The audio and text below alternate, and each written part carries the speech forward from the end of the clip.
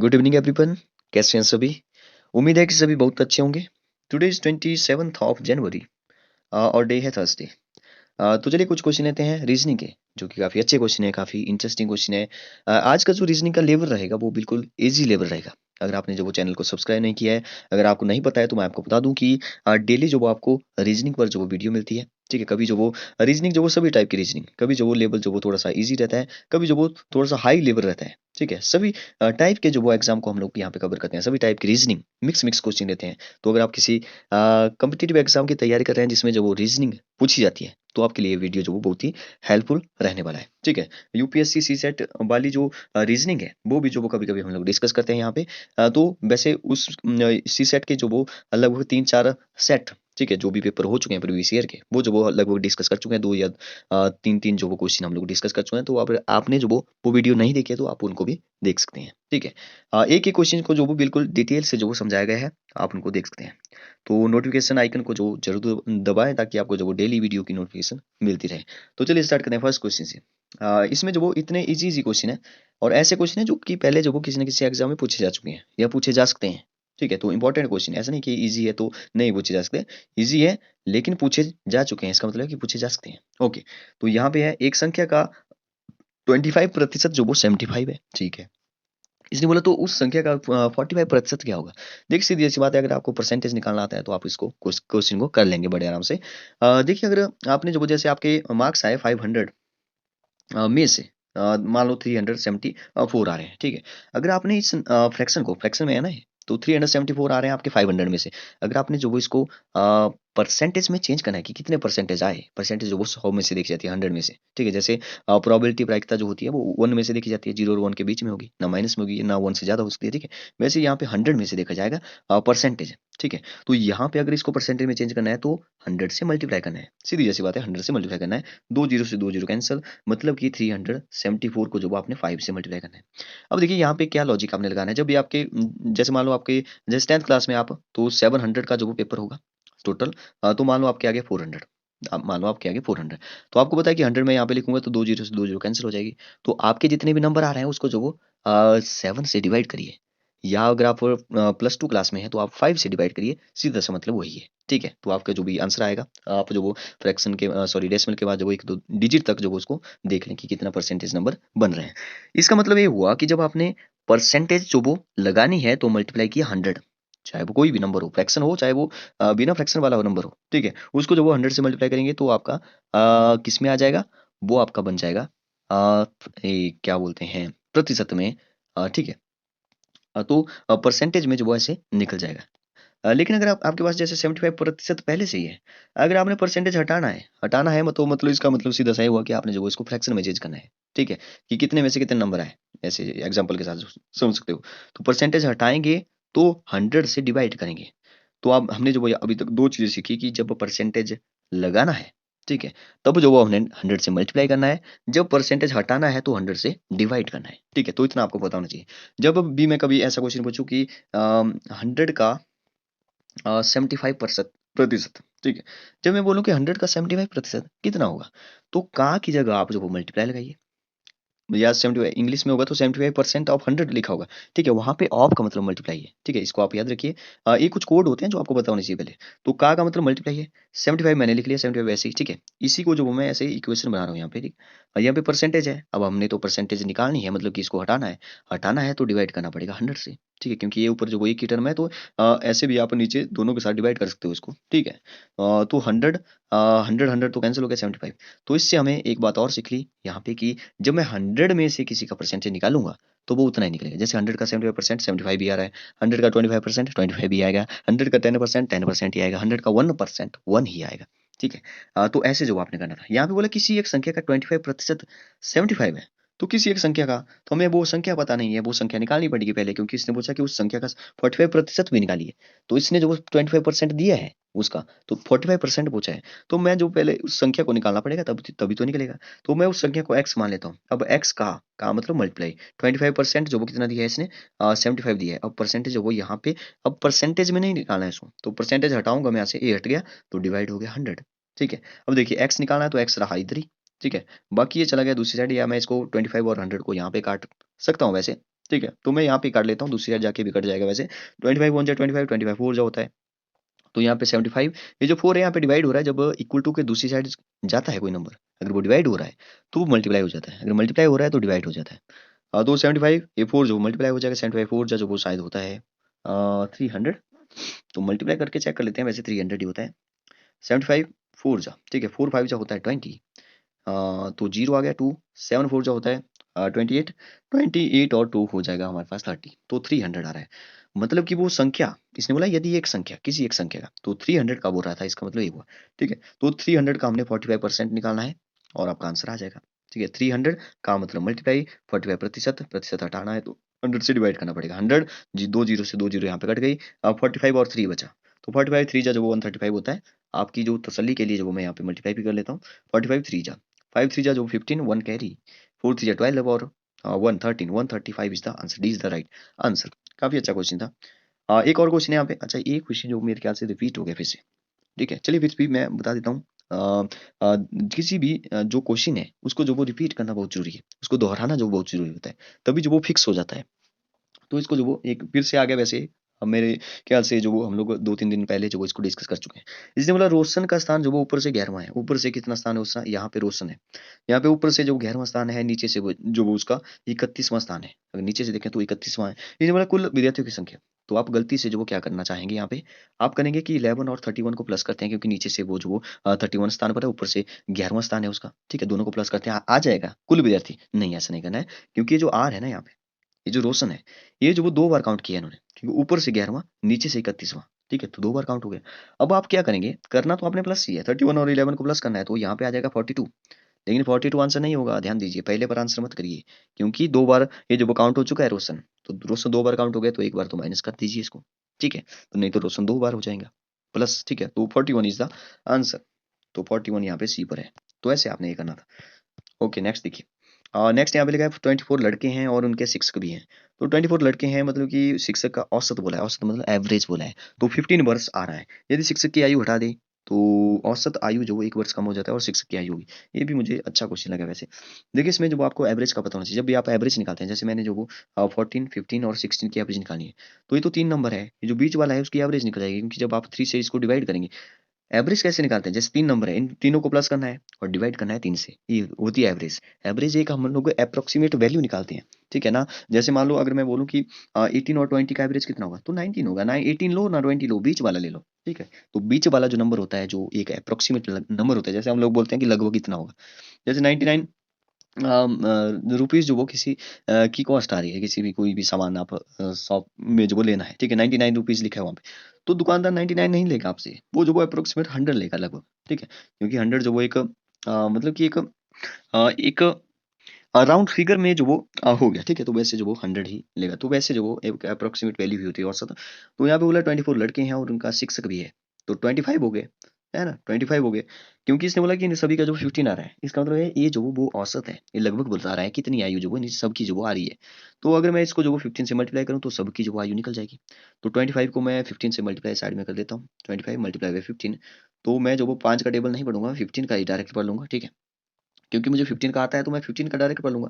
15 5 जा कितना होता है, 75 होता है, 5 यहाँ पे 7 कैरी, 15 टू 30 होता है, तो 37 हो जाएगा, क्योंकि 7 कैरी भी थी, 37, तो 375 आ रहा है, 375 आ रहा है। ठीक है, अब देखिए हमने जो वो जो 24 लड़के थे, अच्छा सॉरी यहाँ पे 24, हाँ ठीक है, 24 लड़के थे और एक शिक्षक भी था, तो 25 मैंने लिखा है, ठीक लिखा है।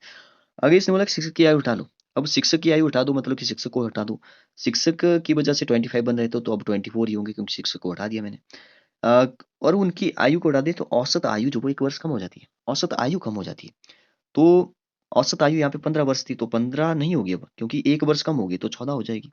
ठीक है, अब इनको मल्टीप्लाई करके जो वो निकालते हैं, क्योंकि हमें जो शिक्षक की आयु पूछी है, तो जब हमने शिक्षक को काउंट किया तो 375 आ रही है, जब शिक्षक को हटा दिया तो कुछ ना कुछ नंबर आएगा।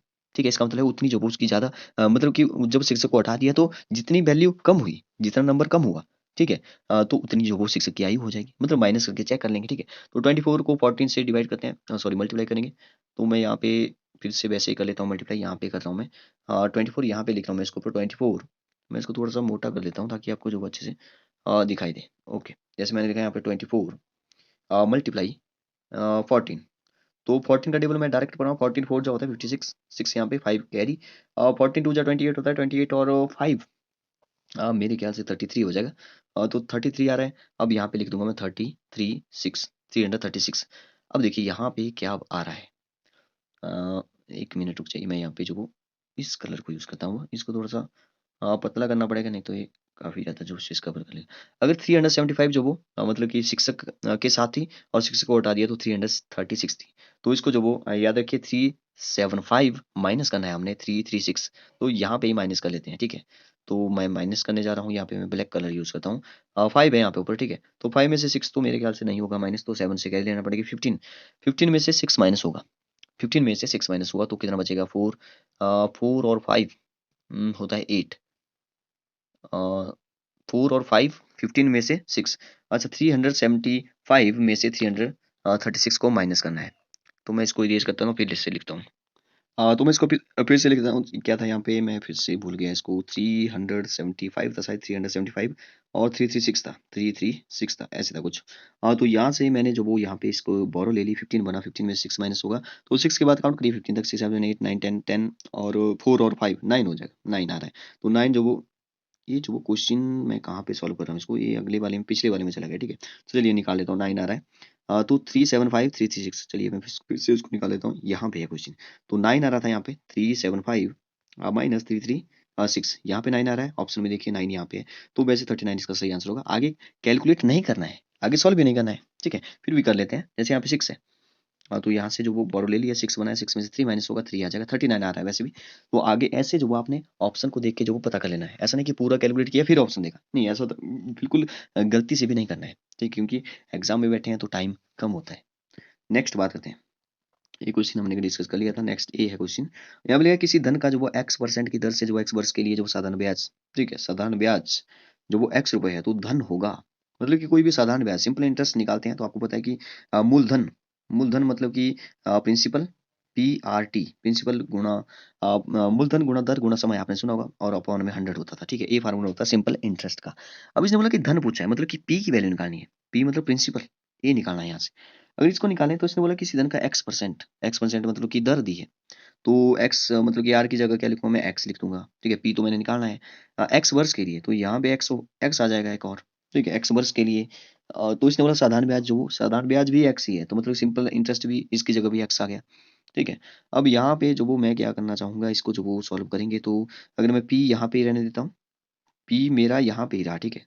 जो राइट हैंड साइड था वो उधर ही रखा मैंने। अब देखिए इक्वल टू के दूसरी साइड जब कोई चीज जाएगी, तो जो डिवाइड हो रहा है, जैसे 100 डिवाइड हो रहा है, तो 100 मल्टीप्लाई हो जाएगा, 100 मल्टीप्लाई हो जाएगा। अब यहाँ पे 2x है, मतलब कि एक्स स्क्वायर हो गया। जब मल्टीप्लाई होता है तो एक्स स्क्वायर होता है, जब प्लस होता है तो 2x हो जाएगा, ठीक है। तो मल्टीप्लाई हो रहा है x गुना x, तो एक्स स्क्वायर हो जाएगा।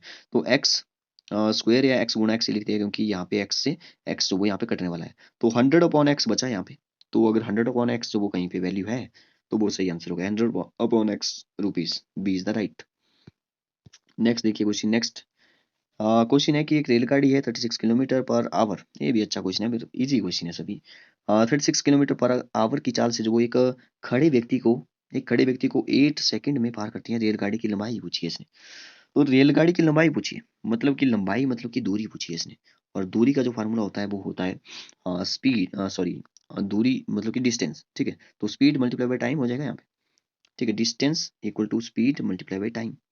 तो स्पीड कितनी है, 36 है, और टाइम कितना है, 8 सेकंड है। लेकिन आप ध्यान से देखिए यहाँ पे प्रॉब्लम ये है कि यहाँ पे किलोमीटर पर आवर है और यहाँ पे सेकंड में है। तो यहाँ पे या तो 8 जो वो 8 सेकंड है, तो या तो इसको जो आवर में चेंज करिए, या तो आप किलोमीटर पर आवर को जो मीटर पर सेकंड में चेंज करिए, क्योंकि जब आप कैलकुलेशन करेंगे तो यूनिट जो वो सेम रहना चाहिए, नहीं तो गड़बड़ हो जाएगी, ठीक है। बाकी फार्मूला आपने लगा दिया, distance equal speed multiply by time, ठीक है। स्पीड का फार्मूला होता है डिस्टेंस अपॉन टाइम, ठीक है। स्पीड मतलब डिस्टेंस अपॉन टाइम, इसी एक फार्मूले से जो वो तीनों के अलग अलग फार्मूले जो बन जाएंगे।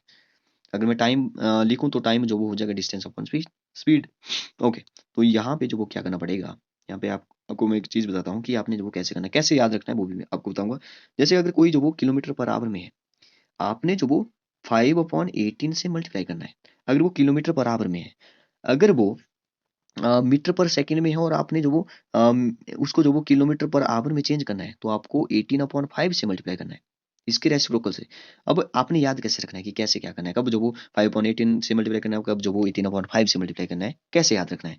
सीधी जैसी बात है कि आपने जो वो यहाँ पे 36 है, देखिए 36 मीटर किलोमीटर पर आवर है, बड़ा नंबर है किलोमीटर वाला। अगर इसको मीटर पर सेकंड में लाना है तो छोटा करना पड़ेगा, ठीक है, छोटा करना पड़ेगा। तो आपको डिवाइड बड़ा नंबर करना पड़ेगा, तो डिवाइड जो वो यहाँ पे 18 रखें, 5 ना रखें, ठीक है। और अगर आपने जो वो यहाँ पे 8 सेकंड से जो मतलब कि जैसे आपने जो वो मीटर पर सेकंड से किलोमीटर में चेंज करना है, ठीक है, ऐसे चेंज करना है। तो आपको पता है कि बड़े नंबर में लाना है, बड़े नंबर में लाना है तो डिवाइड तो छोटा नंबर करना पड़ेगा, नहीं तो वो और छोटा हो जाएगा, ठीक है। बड़ा नंबर लाना है तो बड़े नंबर से मल्टीप्लाई करना पड़ेगा, ठीक है। तो 18/5 से करना है, ना कि 5/18 से, ठीक है। आई होप आप समझे गए होंगे। तो यहाँ पे पूछा है कि रेलगाड़ी की लंबाई कितनी होगी, मतलब कि यहाँ पे जो वो क्या पूछा है, डिस्टेंस पूछी है। तो डिस्टेंस कितनी होगी, डिस्टेंस, ठीक है। तो डिस्टेंस का मालूम होता है स्पीड मल्टीप्लाई बाय टाइम। तो यहाँ पे जो क्या करना पड़ेगा, मैं यहाँ पे 36 को ही चेंज कर देता हूँ। स्पीड जो 36 है तो 36 मल्टीप्लाई क्या करना पड़ेगा, छोटा करना है तो बड़े नंबर से डिवाइड करना पड़ेगा, ठीक है। तो 5/18 मैंने यहाँ पे मल्टीप्लाई कर दिया, और साथ में टाइम यहाँ पे ही मल्टीप्लाई करते हैं क्यों, जो अलग अलग करना है इसको। तो टाइम जो वो यहाँ पे 8 सेकंड, ठीक है। ये जो वो मैंने मीटर पर सेकंड में चेंज कर दिया, देखिए। तो इसको मैं सॉल्व करूंगा, आपका आंसर यहाँ पे आ जाएगा। देखिए 8 से यहाँ पे 18 से 36 कट जाएगा, 18 टू जा होता है। 8 और 5 बचा, 8 5 जब बीच में मल्टीप्लाई, 8 5 जा होता है 40, 40 और 2 बीच में मल्टीप्लाई, 42 जा होता है 80। 80 metre is the answer.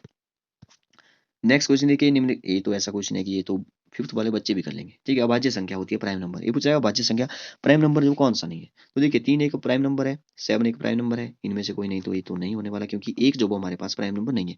Prime number वो नंबर होते हैं जिनके दो फैक्टर होते हैं, दो फैक्टर, एक वो 1 होगा, एक वो खुद होगा। सीधा सा मतलब ये है कि जैसे मैंने यहाँ पे जो वो दो ले लिया, दो जो वो या तो दो से डिवाइड होता है या तो एक से, एक तो सभी, एक से तो सभी हो जाते हैं डिवाइड। इसका मतलब one is the factor of all number, एक जो वो सभी का ही फैक्टर है, ठीक है, सभी का ही गुणनखंड है, ठीक है, हिंदी में बोले तो गुणनखंड है। तो वैसे ही जो वो टू हमारे पास एक पहला एक अभाज्य संख्या है, पहला एक प्राइम नंबर है, और एक टू जो वो एक ऐसा प्राइम नंबर है, ऐसी अभाज्य संख्या है जो कि एक इवन प्राइम नंबर है, एक सम संख्या है, बाकी सभी ऑड नंबर होंगे, ठीक है। क्योंकि अगर आप इसमें जो रिलेशन ढूंढना चाहें तो आपको पता है कि जो इवन नंबर होते हैं वो जो वो टू से जो वो एग्जैक्टली डिवाइड हो जाते हैं। अगर वो टू से एग्जैक्टली डिवाइड होंगे, तो अगर टू के अलावा कोई नंबर देखूं मैं, तो वो तो टू से भी होगा, इसका मतलब है उसके जो वो दो से ज्यादा फैक्टर बन जाएंगे। अगर दो से ज्यादा फैक्टर बन गए तो वहां पे जो वो प्राइम नंबर नहीं रहेगा, क्योंकि प्राइम नंबर में दो ही फैक्टर होते हैं। अब आप बोलेंगे कि यहाँ पे वन नहीं लिखा, वन लिखा है, तो वन के दो फैक्टर होते हैं, एक वन होता है, एक वो खुद होता है, मतलब वन वन होता है, ठीक है। लेकिन वन वन होता है तो वो तो एक ही हुआ, वन वन होता है तो वो एक ही फैक्टर हुआ, उसको जो दो नहीं मानेंगे फिर, ठीक है। तो वैसे भी हम लोग जब जब डेफिनेशन लिखते हैं इसके बाद संख्या की प्राइम नंबर की, तो वहां पे लिखते हैं कि जिसके जो वो ओनली टू फैक्टर हो, वन एंड इट सेल्फ। लेकिन वहां पे एक बात लिखना पड़ेगा, greater than one, greater than one होंगे, ठीक है। तो वन जो वो प्राइम नंबर नहीं होता है हमारा, टू से स्टार्ट होते हैं। तो वन इज नॉट भाज्य संख्या प्राइम नंबर। नेक्स्ट देखिए, नेक्स्ट लिखा है यहाँ पे ABCD चार क्रमागत विषम संख्या, ये काफी अच्छा क्वेश्चन है वैसे। जिसका औसत जो 42 है, बी और डी का गुणनफल कितना है, ठीक है। तो इसमें देखिए क्या बात है, ABCD चार क्रमागत विषम संख्या है, इसके दो तरीके हैं, एक तो इजी तरीका है, एक ट्रिक से आप सॉल्व कर सकते हैं इसको। तो सबसे पहले मैं जो वो थोड़ा सा लेंथी वाला जो वो आपको बताना चाहूंगा ताकि आपको जो पता चले। ABCD चार क्रमागत विषम संख्या है, विषम संख्या होती है जो दो से भाग ना हो, अगर दो से भाग कर भी दें उनको तो वो जो वो रिमाइंडर एक आने वाला है, ठीक है। तो यहाँ पे सबसे पहले जो विषम संख्या है वो जो वो एक है, ठीक है। फिर जो वो तीन आती है, फिर जो वो हमारे पास पांच आ जाएगा, फिर जो वो सात आ जाएगा, ऐसे जो वो क्रमागत चल रहा है, क्रमागत चल रहा है। अगर मैं इनके साथ जो वो एक्स चिपका दूं, ऐसे एक्स एक्स एक्स ऐसे चिपका दूं, तो ये हो जाएगा 7 और 5 12, 12 और 3 हो जाएगा, चलो 13 14 15, 15 और 1 हो जाएगा 16, ठीक है। 16 एक्स जो वो 42 के इक्वल हो जाएगा, और एक्स की वैल्यू जो है 42, मतलब ऐसे जो वो एक एक तरीका है इसका ऐसे निकालने का। तो एक तो ये तरीका है, मेरे ख्याल से यहाँ पे लिखा है औसत, ठीक है। तो औसत में जो वो ये मतलब कि अप्लाई नहीं करेंगे, ठीक है। औसत में क्या होता है, एक अप्रोक्सीमेट निकाल लेते हैं हम लोग, ठीक है। लेकिन जैसे हमने पहले जो बात की, लेकिन यहाँ पे जो अगर हम निकालेंगे, जैसे मैंने आपको बताया प्लस करेंगे, फिर जो वो आपकी एक्स की वैल्यू निकलेगी, फिर जो वो जैसे एक्स को आपने 1x माना, फिर जो वो दूसरा जो वो 3x होगा, तो आप एक्स की वैल्यू यहाँ पे पुट करके जो वो चारों निकल जाएगी। लेकिन यहाँ पे प्रॉब्लम ये है कि यहाँ पे औसत दी है फिर से, तो यहाँ पे जो है वो आपको जो वो एक अप्रोक्सीमेट नहीं, एक एग्जैक्ट आंसर देने वाला है, क्योंकि इसने बोला औसत। तो औसत में जो वो दूसरे वाला ट्रिक का जो वो यहाँ पे काम करेगा, देखिए कैसा। इसने बोला कि चार A E B C D जो वो 4 क्रमागत विषम संख्या है तो उनका औसत पूछा है। तो देखिए, अगर मैं जो वो 42 बीच में ले लूँ, क्योंकि 42 जो वो उनका औसत है, तो अगर मैं इस साइड देखूँ तो 2 विषम संख्या और इस साइड जो वो 2 विषम संख्या लेना पड़ेगी। तो यहाँ पे 43 लें और एक 45 होगी, और अगर मैं इससे पहले देखूँ तो 41 होगी, और उससे पहले देखूँ तो 39 होगी। ठीक है? तो ये जो 4 विषम संख्या के बीच में जो एक औसत नंबर मिल गया, मतलब कि 2 इस साइड छोड़ दी, 2 इस साइड छोड़ दी, तो बीच वाला 42 है। तो ऐसे जो हमने करना था। ठीक है? तो यहाँ पे जो इसने बोला कि यहाँ पे ABCD है रिस्पेक्टिवली, तो ABCD, तो B और D का गुणनफल, B और D को मल्टीप्लाई करना है, 41 को 45 से मल्टीप्लाई करना है।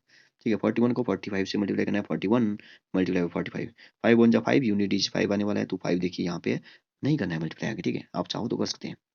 नेक्स्ट क्वेश्चन पर चलते हैं। काफ़ी बड़ी जो वो आज वीडियो बनने वाली है। ठीक है? क्योंकि हमने जो वो एक-एक क्वेश्चन को जो वो बहुत डिटेल में जो वो चले गए उसके। एक निश्चित धनराशि साधारण ब्याज पर जो वो 2 वर्ष में जो वो ₹704 और 5 वर्ष में जो वो ₹800 हो जाती है, तो मूलधन कितना होगा? ये भी काफ़ी अच्छा क्वेश्चन है। इसमें क्या खास बात है? इसने बोला कि एक निश्चित धनराशि साधारण ब्याज में क्या होता है कि जैसे 1 साल में जो मान लो 2% लग रहा है, तो अगले साल भी वैसे होगा। चक्रवृद्धि ब्याज नहीं है। ठीक है? चक्रवृद्धि में जो वो ब्याज पर ब्याज लग जाता है। ठीक है? वैसा नहीं है। ठीक है? आजकल तो जीएसटी लग गया है, तो उसमें भी वैसा नहीं होता है। ठीक है? तो ब्याज पर ब्याज नहीं लगता है इसमें, साधारण ब्याज में। तो इसमें क्या है कि एक निश्चित धनराशि साधारण ब्याज जो वो 2 वर्ष में जो वो ₹704 हुआ 5 वर्ष में। तो 2 वर्ष में जो वो कितना हुआ, 704 हो गया, और 5 वर्ष में जो वो कितना हो गया, 800। अगर मैं यहाँ पे ध्यान से देखूँ, तो इसने पूछा कि मूलधन कितना होगा? तो अगर मैं यहाँ से जो वो एक दर निकालूँ यहाँ पे, ठीक है? तो 2 वर्ष में और 5 वर्ष में भी दी है, तो इनके बीच में 3 वर्ष हुए होंगे, ठीक है? 3 वर्ष हुए होंगे 3 वर्ष में। तो अगर मैं इनको माइनस करूँ, ठीक है? 800 में से 704 माइनस करूँ, देखिए मैं माइनस कर रहा हूँ, 800 में से 704 अगर मैं माइनस करूँ, तो अगर मैं जो वो इसको माइनस करूँ, देखिए फिर से देखते हैं ज़रा। 800, देखिए 2 साल में जो वो 704 और 5 साल में जो वो 800, ठीक है? अगर मैं ये 2 साल और 5 साल के बीच में देखूँ तो 3 साल है, ठीक है? तो 800 में से 704 अगर मैं माइनस करूँ, तो वो 3 साल का निकल जाएगा, ठीक है? तो 800 में से 704 जो मैंने माइनस किया, तो इसको माइनस कर देता हूँ। यहाँ पे 10 में से कैरी ले ली, यहाँ पे बोरो ले ली, 10 में से 4 माइनस हुआ तो 6 आ जाएगा। यहाँ पे जो वो 9 बन चुका है, 96 आ जाएगा, यहाँ पे तो 96 आ गया, ठीक है? मतलब कि 3 वर्षों का जो भी ब्याज था, ठीक है? वो जो वो यहाँ पे 96 है। 3 वर्षों का निकाला। अब 1 वर्ष का निकालना है तो 3 से डिवाइड कर देते हैं, क्योंकि वो सेम रहेगा, क्योंकि वो साधारण ब्याज है। ठीक है? 3 से डिवाइड करेंगे, 3 3 जा 9 और 3 2 32 आ रहा है। तो 32 आया 1 वर्ष का। 1 वर्ष में कितना ब्याज लग रहा है? 32 लग रहा है। ठीक है? अब देखिए यहाँ पे जो अगर फर्स्ट कंडीशन को देखते हैं, वैसे आप 5 में से भी निकाल सकते हैं इसको। अगर हम 2 वर्ष का देखें, तो 2 वर्ष में लग रहा है 704। 2 वर्ष का मतलब है कि इसमें जो वो एक दोनों वर्ष का जो वो 32 एक वर्ष में, और 32 दूसरे वर्ष में जो वो ऐड हो चुका होगा इसमें। तो 32 और 32 होता है 64, ठीक है? 64, यस। तो 64 जो वो अगर इसमें से माइनस करें, तो आपका जो वो मूलधन निकल जाएगा। 64 माइनस किया तो 4 में से 4 माइनस हुआ 0, यहाँ से कैरी ले ली, बोरो ले ली, 10 में से 6 माइनस हुआ तो यहाँ पे आ जाएगा 4, और यहाँ पे बचा है 6, 640। D is the right answer. Next question को देखिए जल्दी से। यदि 10 मित्र परस्पर एक दूसरे से, हाँ ये भी काफी इंटरेस्टिंग क्वेश्चन, देखिए 10 मित्र है यहाँ पे, 1 2 3 4 5 6 7 8 9 10, ठीक है? 10 मित्र है, 10 मित्र है। तो 10 मित्र है, इसने बोला कि दोनों, मतलब कि सभी जो वो एक दूसरे से हाथ मिलाएंगे, तो कितनी बार जो वो हाथ मिलाएंगे, मतलब कि हाथ मिलानों की कुल संख्या कितनी होगी? देखिए जैसे ए उठा यहाँ से, वैसे इसका जो वो एक फार्मूला भी है, जैसे n-1/2। इसमें जो अगर आप जैसे 10 हैं, तो 10 अगर पुट करेंगे तो आपका आंसर निकल जाएगा। वैसे अगर आप ऐसे समझिए, ए जो वो यहाँ से उठा, ए जो वो कितने से हाथ मिलाएगा, 9 से, तो 9 जो वो ए हो गया। अब ये दूसरा उठेगा यहाँ से, जब ये दूसरा उठा तो ये पहले से तो ना मिलाएगा, क्योंकि इसके साथ तो इसने मिला दिया है। तो ए जो वो कितने से मिलाएगा, ए जो वो यहाँ पे इसके पास बचे 8, तो 8, ठीक है? तो ये तीसरा उठेगा, तो अब जब वो इसके पास जो वो ये 2 ऑप्शन नहीं है, अगले वाले हैं, तो ए जो वो 7 से मिलाएगा। मतलब कि यहाँ पे 9 8 7 ऐसे जो आपको प्लस करना पड़ेगा, और ये आएगा 45, ठीक है? तो ऐसे 45 आएगा। आप चाहो तो इस फार्मूले में पुट कर सकते हो, n × n-1/2, क्योंकि 10 है, तो 10, 10 माइनस 1 जो वो 9 हो जाएगा, यहाँ पे हो जाएगा 2। तो 10, यहाँ पे 10, और यहाँ पे 10 माइनस 1 है, 9 हो जाएगा, 10 9 90, तो 90/2 होता है 45, 45 इज द आंसर। ठीक है? तो आपने ऐसे करना। ऐसा नहीं कि सभी कि जो एक दूसरे से, वो खुद से, मतलब एक दूसरे से बार बार क्यों मिलाएंगे बात, ठीक है? तो तब तो 100 हो जाएगा, तो गलत हो जाएगा। नेक्स्ट क्वेश्चन देखिए, नेक्स्ट क्वेश्चन, इसने जो वो किसी त्रिभुज की भुजाएं दी है 3 4 6, तो के अनुपात में है, ठीक है? तो त्रिभुज कौन सी है इसमें, जो ऐसा नहीं पूछा है कि आप जो वो साइड निकालिए, ठीक है, नहीं तो आप अगर आपको जो वो फिर 3x 4x 6x ऐसे लेना पड़ना था। इसने बोला कौन सी जो वो कि समकोण है, न्यून कोण है, अधिक कोण है या इनमें से कोई नहीं है। देखिए समकोण तो नहीं है उसकी, क्योंकि अगर आपने स्पेशल ट्राइंगल एक पढ़ी है तो वो होती है 3 4 और 5 वाली, जिसमें जो वो बड़ी वाली जो होती है वो जो वो कर्ण वाली होती है, हाइपोटेन्यूज होती है। ठीक है, 3 4 5 एक स्पेशल ट्राइंगल है हमारी। ठीक है, तो ये तो नहीं हो सकती। ठीक है, तो इसका मतलब है कि न्यून कोण हो सकती है, अधिक कोण हो सकती है। देखिए न्यून कोण क्या होता है, सीधी जैसी बात है कि सबसे बड़ी जो अगर मैं 6 मान लूँ सबसे बड़ी साइड को, तो आपको जो पाइथागोरस पता है कि 3 का स्क्वायर और 4 का स्क्वायर जो वो इसके इक्वल होना चाहिए, अगर ये समकोण त्रिभुज है तो। अगर ये वाला जो वो इससे बड़ा है तो जो वो अधिक कोण है, अगर इस साइड वाला जो वो बड़ा है और ये छोटा है तो जो वो ये जो वो कौन सी होगी, न्यून कोण होगी। तो देखते हैं 3 3 9, 4 4 16, 9 और 16 कितना होता है, 16 और 25 होता है, यहाँ पे 36 हो रहा है। इसका मतलब ये जो वो अधिक आ रहा है, यहाँ पे 36 बड़ा आ रहा है, तो ये जो वो अधिक कोण त्रिभुज है। ठीक है, अधिक कोण त्रिभुज है। तो एक और क्वेश्चन आ गया यहाँ पे, काफी बड़ी वीडियो होने वाली है, 30 मिनट के आसपास होने वाला है टाइम। 27 मिनट हो चुका है। यहाँ पे लिखा है बी जो वो 8 है, डी जो वो क्या होगा। ठीक है, चलिए ये क्वेश्चन वो आपके लिए छोड़ता हूँ। ओके, बताइए वीडियो कैसी लगी। Thank you and good night.